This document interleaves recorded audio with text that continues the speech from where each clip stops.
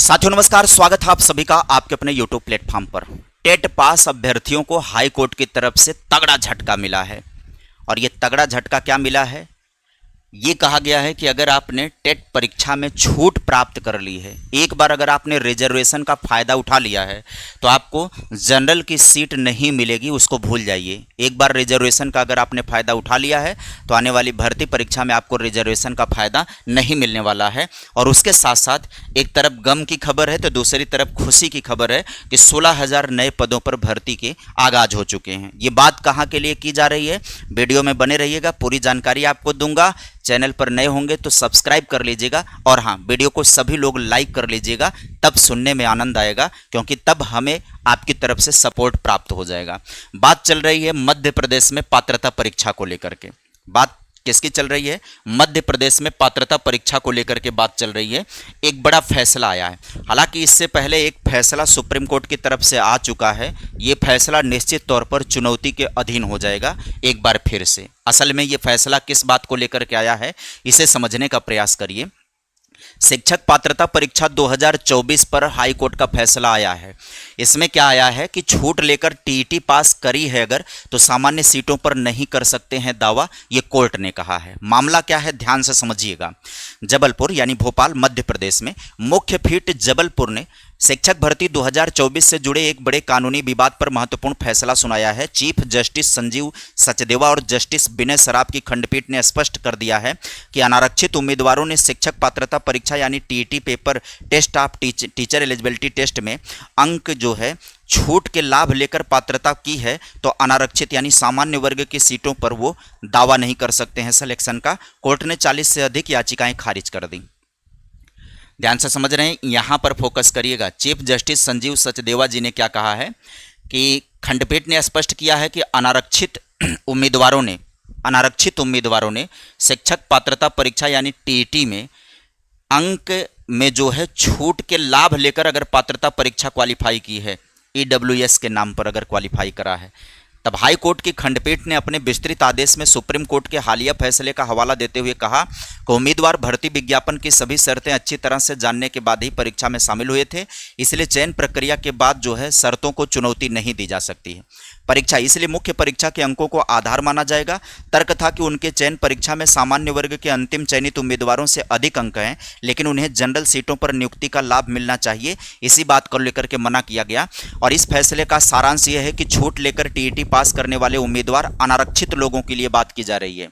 Reservation category के लोगों की बात नहीं की जा रही है, ओबीसी एससी के लोगों की बात नहीं की जा रही है। जो अनारक्षित सीटों वाले हैं उनकी बात की जा रही है। ईडब्ल्यूएस का जो लाभ लेकर के वो कह रहे हैं कि अगर वो टेट में पात्रता परीक्षा में लाभ लिए हैं तो जनरल की सीटों पर नियुक्ति का दावा नहीं कर सकते हैं, केवल उन्हीं आरक्षित सीटों पर दावा कर सकते हैं जिनके लिए छूट निर्धारित की गई है। यानी अगर ईडब्ल्यूएस के नाम पर आपने छूट प्राप्त की है तो ईडब्ल्यूएस में ही आपका अंतिम सिलेक्शन होगा। ये 2024 में वाली जो अध्यापक भर्ती परीक्षा चल रही है, अध्यापक भर्ती चल रही है एमपी टेट के अंदर, ये उसको लेकर के उम्मीदवारों को भर्ती विज्ञापन की शर्तों की जानकारी होने के बाद भी परीक्षा में शामिल होने के बाद शर्तों की चुनौती देना स्वीकार नहीं है।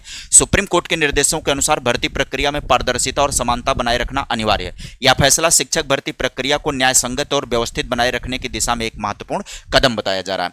यहां पर समझिए, रिक्त पदों की जानकारी मांगी गई है। स्कूल और विकासखंड स्तर पर संकलन किया जा रहा है। हाई और सपोर्ट कॉपी में रिपोर्ट और 30 अप्रैल तक जो है विभाग को भेजा जाएगा। जनजातीय क्षेत्रों के स्कूलों में शिक्षा की गुणवत्ता के सुधार के लिए भर्ती की भी घोषणा कर दी गई है। और कितने पदों की भर्ती की घोषणा कर दी गई है, तो आइए इस खबर पर हम सभी चलते हैं। इस खबर को ध्यान से देखते हैं।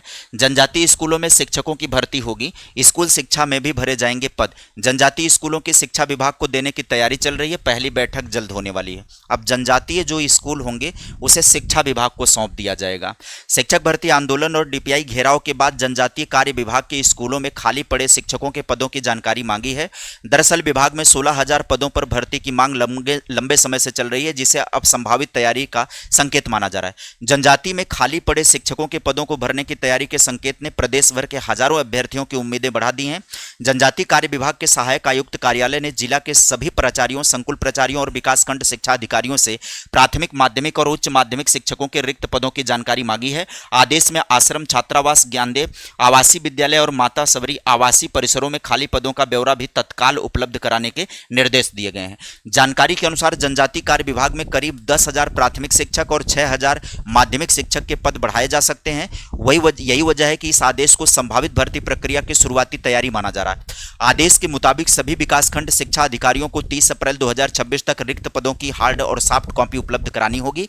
इसके बाद पूरी रिपोर्ट भोपाल मुख्यालय भेजी जाएगी। विभाग ने स्पष्ट किया है कि जानकारी देने में देरी होने पर संबंधित अधिकारियों की जिम्मेदारी तय होगी। लंबे समय से भर्ती का इंतजार कर रहे युवाओं के बीच इस आदेश के बाद उत्साह का माहौल है और अभ्यर्थियों को उम्मीद है कि सरकार जल्द ही पद वृद्धि और नई भर्ती को लेकर के बड़ा फैसला ले सकती है। तो इसका मतलब है कि अब जनजातीय जो है विभाग है वो शिक्षा विभाग को सौंप दिया जाएगा और यहाँ पर एक बड़ी वैकेंसी देखने को मिलेगी, जिसमें पद वृद्धि की अकेले बात करें तो 10,000 प्राथमिक शिक्षकों के पद बढ़ाए जा रहे हैं और 6,000 जूनियर यानी कि माध्यमिक अध्यापकों के पद बढ़ाए जा रहे हैं।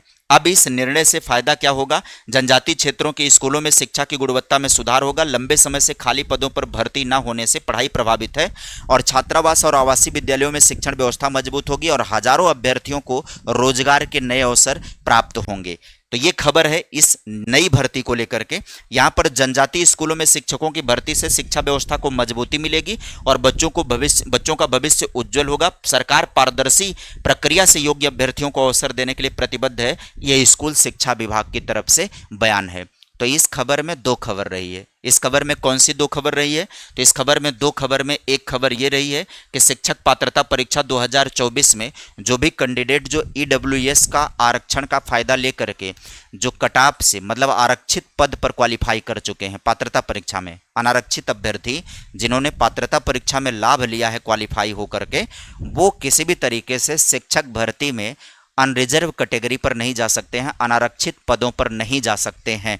ये निर्णय आया है और ये निर्णय निश्चित तौर पर इस निर्णय का बड़ा दूरगामी प्रभाव पड़ने वाला है, क्योंकि यह निर्णय अकेले मध्य प्रदेश तक अब सीमित रहने वाला नहीं है, क्योंकि यह निर्णय अब नजीर बन जाएगा अन्य जगहों के लिए। बाकी जैसे उत्तर प्रदेश में भर्ती की प्रक्रिया चल रही है, पात्रता परीक्षा में ईडब्ल्यूएस के लिए अलग से कैटेगरी बनाई गई थी और ईडब्ल्यूएस के लिए क्वालिफाइंग मार्क भी तय कर दिया गया ओबीसी के बराबर।